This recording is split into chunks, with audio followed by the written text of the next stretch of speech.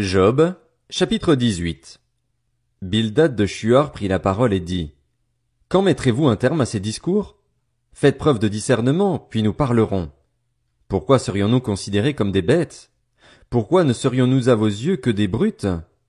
Toi qui t'épuises dans ta colère, faudrait-il, à cause de toi, que la terre soit vidée de ses habitants?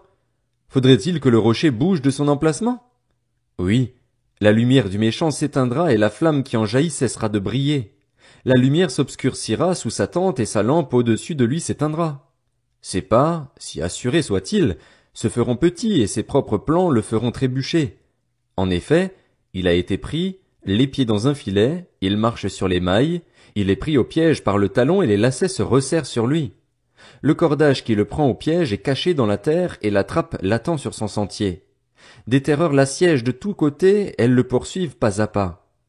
La faim anéantit ses forces, la misère est présente à ses côtés. Elle dévore des parties de sa peau, ses membres sont dévorés par le fils aîné de la mort. Il est arraché de sa tente, où il se croyait en sécurité, il se traîne vers le roi des terreurs. Tu peux habiter dans sa tente, elle n'est plus à lui. Le soufre est déversé sur son domaine. En bas, ses racines se dessèchent. En haut, ses branches sont coupées. Son souvenir disparaît de la terre, on ne parle plus de lui dans la rue. Il est poussé de la lumière dans les ténèbres, il est expulsé du monde. Il ne laisse ni enfants ni petits-enfants parmi son peuple, ni survivants dans les endroits qu'il habitait. Les générations à venir seront étonnées de son sort et la génération présente sera saisie d'horreur. Telle est la destinée de l'impie, telle est la situation de celui qui ne connaît pas Dieu. Job, chapitre 19. Job prit la parole et dit: Jusqu'à quand me tourmenterez-vous et m'écraserez-vous par vos discours? Voilà 10 fois que vous cherchez à me confondre. N'avez-vous pas honte de m'agresser de cette manière? Même si j'avais vraiment commis une faute, cela ne regarderait que moi. Si vous voulez vous grandir à mes dépens, si vous voulez tirer argument contre moi de mon déshonneur, sachez alors que c'est Dieu qui m'accable et m'enveloppe de son filet. Je dénonce la violence dont je suis victime et personne ne répond. J'appelle au secours et il n'y a personne pour me rendre justice. Il m'a barré la route et je ne peux passer. Il a couvert mes sentiers de ténèbres. Il m'a dépouillé de ma gloire. Il a retiré la couronne de ma tête. Il m'a brisé à tout point de vue et je m'en vais. Il a arraché mon espérance comme un arbre. Il s'est enflammé de colère contre moi. Il m'a traité comme l'un de ses adversaires. Ses troupes viennent en masse. Elles ont construit une route jusqu'à moi. Elles ont installé leur camp autour de ma tente. Il a éloigné mes frères de moi. Ceux qui me connaissent se détournent de moi comme des étrangers. Je suis abandonné de mes proches, ceux que je connais m'oublient. Ceux qui séjournent chez moi et mes servantes me considèrent comme un étranger, je ne suis plus à leurs yeux qu'un inconnu. J'appelle mon serviteur et il ne répond pas, je dois me mettre à le supplier. Mon haleine est repoussante pour ma femme et je provoque le dégoût de mes propres frères. Même des gamins me méprisent. Si je me lève, je suis la cible de leurs insultes. Tous ceux à qui je confiais mes secrets m'ont en horreur, ceux que j'aimais se sont tournés contre moi.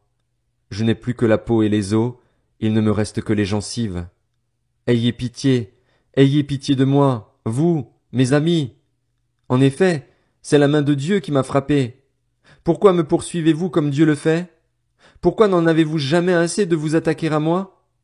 Si seulement mes paroles pouvaient être écrites, si seulement elles pouvaient être enregistrées dans un livre, je voudrais qu'elles soient pour toujours gravées dans le roc avec un burin de fer et avec du plomb. Pour ma part, je sais que celui qui me rachète est vivant et qu'il se lèvera le dernier sur la terre. Quand ma peau aura été détruite, en personne je contemplerai Dieu. C'est lui que je contemplerai, et il me sera favorable. Mes yeux le verront, et non ceux d'un autre. Au plus profond de moi, je n'en peux plus d'attendre. Vous direz alors, pourquoi le poursuivions-nous, quand on découvrira le bien fondé de ma cause? Redoutez pour vous l'épée, les punitions par l'épée sont terribles. Vous reconnaîtrez ainsi qu'il y a un jugement. Job, chapitre 20. Tsophar de Naama prit la parole et dit: Mes pensées me forcent à répondre, je bouillonne d'impatience. J'ai entendu des reproches que je considère comme un affront. Mon intelligence inspirera ma réplique. Ne sais-tu pas que depuis toujours, depuis que l'homme a été placé sur la terre, le triomphe des méchants a été de courte durée et la joie de l'impie momentanée? Même s'il s'élevait jusqu'au ciel et si sa tête touchait les nuages, il disparaîtra définitivement comme ses excréments et ceux qui le voyaient diront: Où est-il? Il s'envolera comme un rêve et on ne le trouvera plus. Il disparaîtra comme une vision nocturne. L'œil qui le regardait ne le regardera plus, l'endroit qu'il habitait ne l'apercevra plus. Ses fils devront solliciter la pitié des pauvres, et ses mains restitueront ce qu'il a acquis par la force. La vigueur de la jeunesse qui remplissait ses membres se couchera avec lui dans la poussière. Le mal était doux à sa bouche, il le cachait sous sa langue, il le savourait sans l'abandonner, il le retenait au milieu de son palais, mais sa nourriture se transformera dans ses intestins, elle deviendra à l'intérieur de lui un venin de vipère. Il a englouti des richesses, il les vomira. Dieu les chassera de son ventre. Il a sucé du venin de vipère, la langue du cobra le tuera. Qu'il ne fixe plus les regards sur les ruisseaux, sur les rivières, sur les torrents de miel et de lait caillé. Il rendra ce qu'il a péniblement acquis et n'en profitera plus, il restituera toute la fortune de son commerce et n'en jouira plus. En effet, il a opprimé et abandonné les pauvres, il s'est approprié des maisons au lieu d'en construire. Son appétit n'a pas connu de limite. Dans son avidité, il ne laissait rien échapper, rien n'était soustrait à sa voracité. C'est pourquoi son bien-être ne durera pas. Au milieu de l'abondance, il sera dans la détresse, les coups de tous les malheureux s'abattront sur lui. Pour lui remplir le ventre, Dieu enverra sur lui sa colère ardente, il la fera pleuvoir sur lui et l'en rassasiera. S'il échappe à l'amertume de fer, l'arc de bronze le transpercera. S'il arrache de son dos une flèche, ou une lame étincelante de son ventre, il sera en proie aux terreurs de la mort.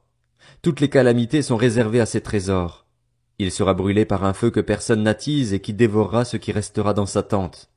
Le ciel dévoilera sa faute et la terre se dressera contre lui. Les biens amassés dans sa maison seront balayés, ils seront emportés le jour de la colère de Dieu. Telle est la part que Dieu réserve aux méchants, tel est l'héritage que Dieu lui destine.